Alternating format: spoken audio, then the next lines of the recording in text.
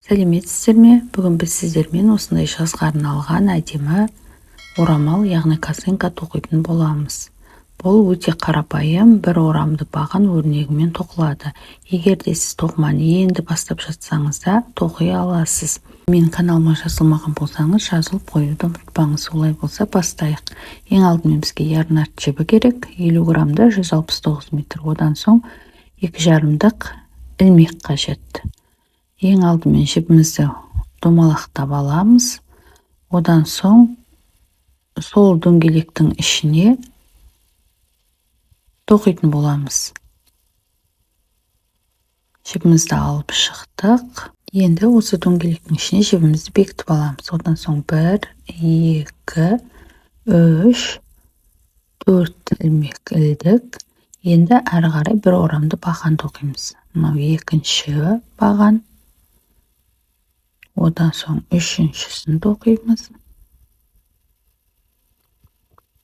Төртіншісін тоқимыз. Енді әрі қарай 3 ілмек ілеміз. 1, 2, 3.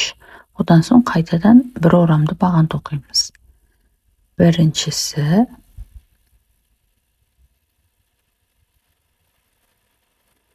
екінші бір орамды бағанды тоқимыз.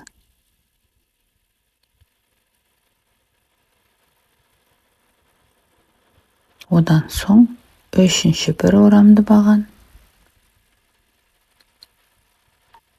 Төртіншісін тоқимыз. Енді жібімізді тартып аламыз.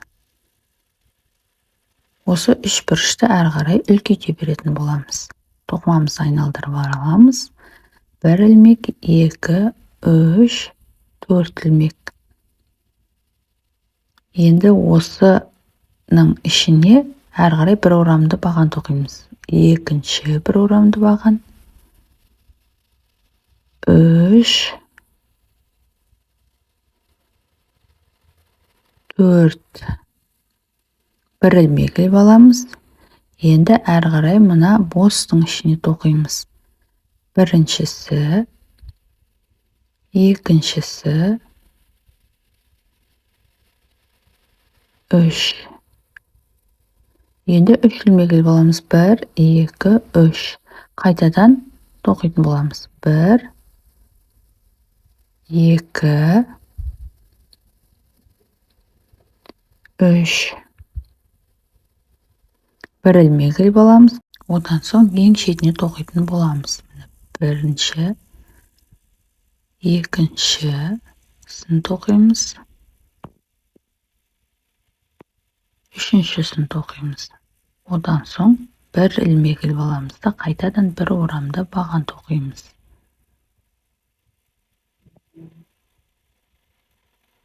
Міне көріп тұрғандарыңыздай бізде формасы пайда бола бастады. Енді 4 ілмек іліп аламыз. Тоқымамызды айналдырамыз. Қайтадан осының ішіне 3 рет тоқимыз. Біріншісін тоқыдық. Екіншісін тоқыдық. Үшіншісін тоқыдық. Одан соң бір ілмек іліп аламыз бос. Мына бос аралықтың ішіне 3 рет бір орамды баған тоқитын боламыз. Біріншісін тоқыдық. Екіншісін тоқыдық. Үшіншісін тоқыдық. Қайтадан бір рет бос ілмек іліп аламыз. Мына 3 бұрыштың ішіне 3 рет тоқимыз. Біріншісін, екіншісін тоқимыз. Үшіншісін тоқимыз. 3 рет ілмек іліп аламыз. 1, 2, 3. Қайтадан 3 рет тоқимыз. Біріншісі, екіншісі, үшіншісі. Бір бос ілмек іліп аламыз. Қайтадан мына бос аралыққа 3 рет тоқимыз. Біріншісі, екіншісі, үшіншісі. Қайтадан бір бос ілмек ілеміз. Ең шеткі аралыққа тоқимыз. Біріншісі, екіншісін тоқимыз. Үшіншісін тоқимыз. Бір бос ілмек іліп аламыз да төртіншісін тоқимыз. осылай өздеріңізге қажетті ұзындық шыққанша қайталай беретін боласыздар. Екі жағынан үлкейтіп отыратын боласыздар.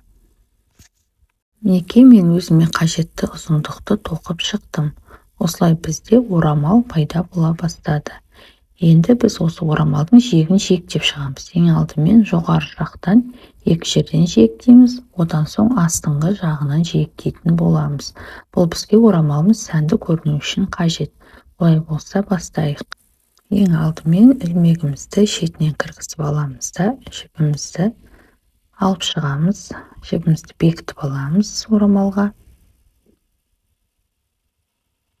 Одан соң бір бос ілмек тоқимыз. Қайтадан жібімізді жиектеп баған бойынша тоқи береміз. Міне 2-3 рет тоқимыз.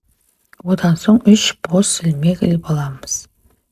Қайтадан осы тоқылған ілмектің ішіне тоқып шығамыз. Енді 3 рет тоқимыз. Міне біріншісін тоқыдық баған бойынша. Екіншісін тоқып шығамыз жиектеп.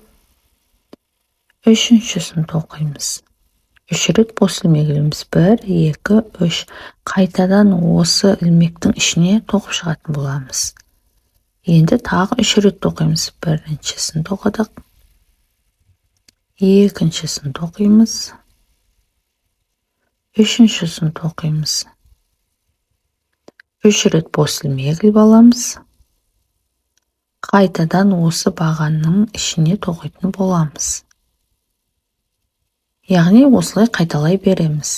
Орамалды жиектеп 3 рет тоқимыз, одан соң 3 бос ілмек іліп алып, қайтадан сол жерге тоқитын боламыз. Осы әдіс бойынша орамалдың екі жағын өздеріңіз жиектеп шығасыздар. Енді біз орамалымыздың 3-ші жағын жиектейтін боламыз. Ең алдымен осылай бос ілмек іліп аламыз. Мен 40 бос ілмек ілдім. Осыны орамалымызға бекітеміз де әрі қарай жиектеп тоқи беретін боламыз. Мінекей бекітіп алдық. Дарыңызда өзі бос ілмек көрініп тұрады. Солардың ішіне 3 рет бағансыз тоқып шығамыз. Біріншісі, екіншісі, үшінші. Келесі міне бос ілмек көрініп тұр. Соның ішіне 3 рет тоқимыз. Біріншісі, екіншісі, үшіншісі. Осылай қайталай бересіздер. Яғни бүкіл қатарды жиектеп тоқып шығатын боламыз. Бұл бізге орамалымызға сән беру үшін қажет. Міне ең соңына келдік. 1, 2, 3. Енді ең соңғы ілмектіге бекітіп аламыз. Біріншісін, екіншісін, үшіншісін. Енді екінші жағынан біз бауын тоқитын боламыз. Яғни ілмек іліп аламыз. Біріншісін бауға 40 ілмек ілдік, екіншісіне де 40 ілмекті іліп аламыз. Сіздер өздеріңізге қажетті ұзындықты таңдайсыздар. Міне ілмегіміз ілінді. Осы ілмек айналып кетпеу үшін түзеп аламыз.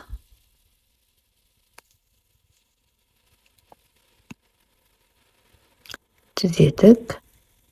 Енді осы бауымызды жиектеп тоқып шығамыз.